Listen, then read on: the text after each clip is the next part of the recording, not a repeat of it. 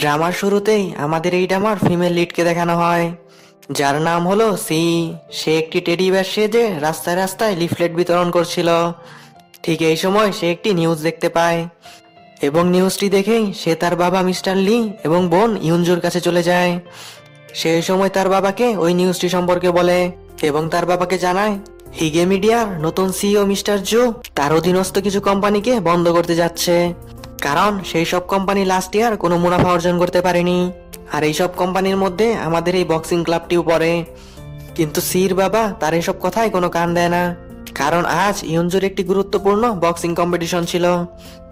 এরপর আমরা হিগে মিডিয়ার নতুন সিইও মিস্টার জুকে দেখতে পাই, আর মিস্টার জুই হলো এই ড্রামার মেইন লিড।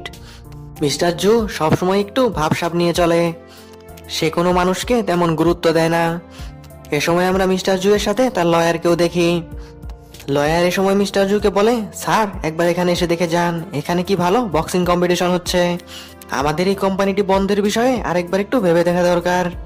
মিস্টার জু এর উত্তরে বলে, আমার কোনো কিছু দেখার দরকার নেই, আমি যা ভেবে নিয়েছি আমি তাই করব, আমি অন্য কারো কথা শুনতে চাই না। এই বলে সে সেখান থেকে চলে যায়। অন্যদিকে আমরা সি কে দেখি, যে তার পার্ট টাইম কাজের জন্য ক্লাব থেকে চলে যাচ্ছিল। এ সময় সে দেখতে পায় ওপর থেকে একটি ব্যানার মিস্টার জু এর ওপর পড়তে যাচ্ছে। তাই সে মিস্টার জুকে গিয়ে সেভ করে নেয় এবং তারা দুজনেই নিচে পড়ে যায়। নিচে পড়ার কারণে সি তার হাতে কিছুটা ব্যথা পায়, কিন্তু মিস্টার জু সেদিকে তেমন খেয়ালই করে না। এ সময় সেখানে মিস্টার জু এর লয়ার চলে আসে। সি এ সময় মিস্টার জুকে বলে, আমার তো মনে হচ্ছে আমি আপনাকে কোথাও দেখেছি, কিন্তু আমার মনে পড়ছে না। কিছুক্ষণ পর সির মনে হয় ইনি তো হলো হিগে মিডিয়ার নতুন সিইও মিস্টার জু। এই কথা মনে হওয়ার পর সি মিস্টার জুকে নিজের পরিচয় দেয় এবং তাদের ক্লাব হোয়াইট টাইগারের সম্পর্কে ভালো ভালো কথা বলতে থাকে। কিন্তু মিস্টার জু তার কোনো কথাই কান না দিয়ে ওয়াশরুমে চলে যায়, আর সি ওয়াশরুমের বাইরে দাঁড়িয়ে দাঁড়িয়ে তাদের ক্লাব সম্পর্কে প্রশংসা করতে থাকে। এরপর ওয়াশরুম থেকে বের হয়ে মিস্টার জু সি কে ইগনোর করে সেখান থেকে চলে যায়। এর কিছুক্ষণ পর আমরা মিস্টার জুকে তার লয়ারের সাথে দেখি। এ সময় আমরা জানতে পারি মিস্টার জু আগামী 3 দিনের মধ্যেই হোয়াইট টাইগার ক্লাবটি বন্ধ করতে যাচ্ছে, কারণ মিস্টার লি তাদের কোম্পানির চেয়ারম্যানের সাথে একটি এগ্রিমেন্ট করেছিল, যে এগ্রিমেন্ট অনুযায়ী 15 বছর পর এই ক্লাবটি মিস্টার লি এর নামে হয়ে যাবে। আর 3 দিন পরই 15 বছর কমপ্লিট হতে যাচ্ছিল, যার কারণে মিস্টার জু তাড়াতাড়ি করে ক্লাবটি বন্ধ করতে যাচ্ছিল। লয়ার এ সময় তাকে এই ক্লাবটি বন্ধ না করার জন্য অনুরোধ করে, কিন্তু মিস্টার জু তার কোনো কথা শোনে না। রাতের বেলা আমাদের সিই কে তার পরিবারের সাথে দেখানো হয়। ঠিক এই সময় সেখানে জি শাও চলে আসে। এখানে বলে রাখা ভালো, জি শাও হিগে মিডিয়াতে কাজ করে। জি শাও ওই সময় মিস্টার লি এর সাথে ওই এগ্রিমেন্টের ব্যাপারে কথা বলে এবং মিস্টার লি কে জানায় এই এগ্রিমেন্ট অনুযায়ী হোয়াইট টাইগার বক্সিং ক্লাব আপনার হতে পারে। আর এই কথা শুনে সি মনে মনে ভাবে, আমাকে এই এগ্রিমেন্টের সাহায্য নিয়েই মিস্টার জুকে কনভিন্স করতে হবে। পরের দিন আমাদের মিস্টার জুকে তার অফিসে দেখানো হয়, যেখানে অনেকজন মিডিয়া তার ইন্টারভিউ নিতে এসেছিল, কিন্তু মিস্টার জু ইন্টারভিউ দিতে চাচ্ছিল না। তারপরও মিডিয়ারা তাকে ঘিরে রেখেছিল। ঠিক এই সময় সেখানে সি চলে আসে এবং সে বেলুনস আর বলের সাহায্যে মিডিয়াদের ভয় দেখিয়ে মিস্টার জুকে সেখান থেকে নিয়ে চলে যায়। এরপর তারা বাইকে করে মিডিয়াদের হাত থেকে পালাতে থাকে, কিন্তু কিছুক্ষণ পরেই তারা হঠাৎ করে বাইক থেকে পড়ে যায়।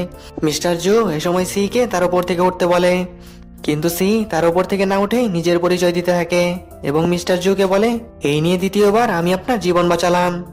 মিস্টার জু এ সময় তাকে বলে, তুমি অনেক ভালো কাজ করেছো, আমাকে একেবারে উদ্ধার করে ফেলেছো, কিন্তু এই কথা তো তুমি আমার উপর থেকে উঠেও বলতে পারো। সি এই সময় ইম্বারেস হয়ে তার উপর থেকে উঠে যায়। মিস্টার জু এ সময় সি কে বলে, আমার জীবন বাঁচানোর জন্য তোমার কি চাই, তোমাকে কি টাকা পয়সা দিতে হবে নাকি? কিন্তু সি তাকে বলে, আমার টাকা পয়সা চায় না, আমি শুনলাম আপনি ম্যাট টাইগারকে বন্ধ করতে যাচ্ছেন। আমার জানা মতে মিস্টার লি এর কাছে ম্যাট টাইগারের সকল অরিজিনাল ডকুমেন্টস আছে, তাই আপনি কোনো চিন্তা করবেন না, চেয়ারম্যানের ছেলে ওই বক্সিং ক্লাবকে নিজের নামে করতে পারবে না। কিন্তু মিস্টার জু তাকে বলে, তুমি এই কথাটি কিভাবে জানলে, কারণ আমি তো পাবলিকলি কিছু অ্যানাউন্স করিনি, আমি ম্যাট টাইগার বক্সিং ক্লাবের একজন বড় ফ্যান, যার কারণেই আমি এই কথাটি জানতে পেরেছি। মিস্টার জু এর সময় বলে, তুমি যত বড় ফ্যান হও না কেন, এই কথাটি তোমার জানার কথা নয়। সি এ সময় টপিক চেঞ্জ করার জন্য মিস্টার জুকে বলে, আমাকে মেয়ে ভেবে আপনি আমাকে এভাবে কেন ভয় দেখাচ্ছেন, আমি একজন ব্ল্যাক বেল্ট চ্যাম্পিয়ন, তাই আপনি যদি আরেকটু এগিয়ে আসেন তাহলে আমি আপনার দাঁত ভেঙে দেব। এই কথা শুনে মিস্টার জু সির হেলমেটটি সেখানে ফেলে দিয়ে চলে যায়। এদিকে মিস্টার লি চেয়ারম্যানের সাথে দেখা করতে আসে। এ সময় সে তার ক্লাবের কাগজপত্রগুলো ফেরত দিতে এসেছিল। কারণ সে চেয়ারম্যানকে কথা দিয়েছিল 15 বছরের মধ্যে সে ম্যাড টাইগার বক্সিং ক্লাবকে সেরাদের মধ্যে নিয়ে যাবে, কিন্তু সে তার কথাটি রাখতে পারেনি। এদিকে আমাদের মিস্টার জু ও তার লয়ারকে দেখানো হয়। লয়ারের সময় তাকে একটি বডিগার্ড হায়ার করার জন্য পরামর্শ দেয়, কিন্তু মিস্টার জু এতে মানা করে দেয়। লয়ারের সময় তাকে ম্যাড টাইগার ক্লাবের ব্যাপারে আবারও ভেবে দেখতে বলে, কিন্তু মিস্টার জু বলে ওই জায়গায় বক্সিং ক্লাবের চেয়ে শপিং মল তৈরি করলে বেশি প্রফিট হবে। রাতের বেলায় সি তার বন্ধুদের সাথে আলোচনা করছিল কিভাবে বক্সিং ক্লাবকে বাঁচানো যায়। এ সময় জি সেও বলে মিস্টার জু একটি বডিগার্ড খুঁজছে, তাই তোমাদের দুজনের মধ্যে কেউ বডিগার্ড হওয়ার জন্য অ্যাপ্লাই করতে পারো, তাহলে তোমরা মিস্টার জু এর পরবর্তী পদক্ষেপ সম্পর্কে জানতে পারবে। কিন্তু তাদের দুজনের কারো কাছেই সময় ছিল না। এ সময় সি হঠাৎ করেই বলে আমি বডিগার্ড হব, কিন্তু সকলেই তাকে ধমক দিয়ে চুপ করিয়ে দেয়, কারণ সি এতটাই শান্ত স্বভাবের ছিল যে সে কাউকে আঘাতই করতে পারতো না। কিন্তু সি ডিসাইড করে নিয়েছিল সে যে কোনোভাবেই বক্সিং ক্লাবকে বাঁচাবে। তাই সে পরের দিন তার বন্ধুদের রাজি করিয়ে ফেলে এবং তাদের বলে এই কথাটি যেন আমাদের পরিবারে কেউ না জানে। এরপর থেকে সি বডিগার্ড হওয়ার জন্য ট্রেনিং করা শুরু করে দেয়। এর কিছুদিন পর সি বডিগার্ড সিলেকশনের জন্য টেস্ট দিতে যায়। সিকে দেখে মিস্টার জু মনে মনে ভাবে এই পাগল এখানে কি করছে। এরপর সে সকলকে 3 মিনিটের সময় দেয় এবং তাদের বলে এই 3 মিনিটে তোমাদের যোগ্যতা প্রমাণ করে দেখাও। আর এই টেস্টে সি পাশ করে যায়।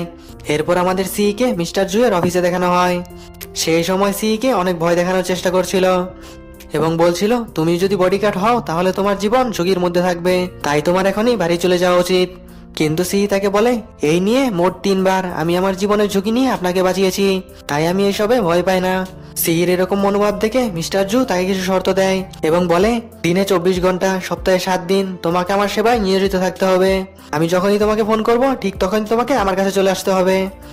সি এ সময় তাকে থামিয়ে দিয়ে বলে ঠিক আছে আমি সকল শর্তে রাজি, কিন্তু এই সকল শর্তগুলো আমি পরশুদিন থেকে মানবো, কারণ আগামীকাল আমার কাজ আছে, তাই আমি আসতে পারবো না। এ সময় মিস্টার জু এর কিছু বলার আগে তার লয়ার সি কে হা করে দেয়। এটি দেখে মিস্টার জু তার লয়ারকে বলে আমার তো মনে হচ্ছে বডিগার্ড তোমার জন্যই রাখা হয়েছে, তাই তুমি একে নিয়ে যাও, আমার কাছে নিয়ে এসেছো কেন? এ সময় লয়ার তাকে বলে আপনার আর আমার জিনিস তো এক কথাই হলো, তাই এখানে রাগ করার কিছু নেই। এর কিছুক্ষণ পর মিস্টার জু ডাক্তারের কাছে যায়। এ সময় আমরা জানতে পারি মিস্টার জু কোনো ইমোশন ফিল করতে পারে না এবং সে কান্না বা হাসতেও পারে না। এক কথায় বলতে গেলে তার মধ্যে কোনো ইমোশনই নেই এবং সে অন্য কারো ইমোশনও ফিল করতে পারে না।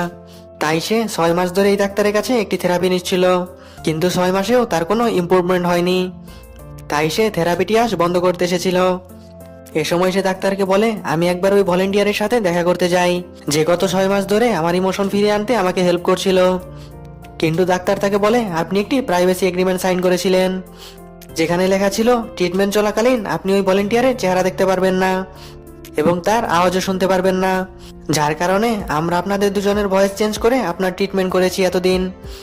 এ সময় আমরা জানতে পারি যে ভলেন্টিয়ার এতদিন মিস্টার জুকে হেল্প করছিল সে আর কেউ নয়, সে হলো সি, কারণ সির ইমোশন ফিল করার ক্ষমতা 100% ছিল, অন্যদিকে মিস্টার জু এর ক্ষমতা ছিল 0%, যার কারণে ডাক্তাররা ভেবেছিল সি হয়তো মিস্টার জুকে হেল্প করতে পারবে তার ইমোশন ফিরিয়ে আনার জন্য। কিছুক্ষণ পর আমাদের মিস্টার জু এবং সি কে ট্রিটমেন্ট কক্ষে দেখানো হয় যেখানে আজ মিস্টার শু এর লাস্ট ট্রিটমেন্ট ছিল।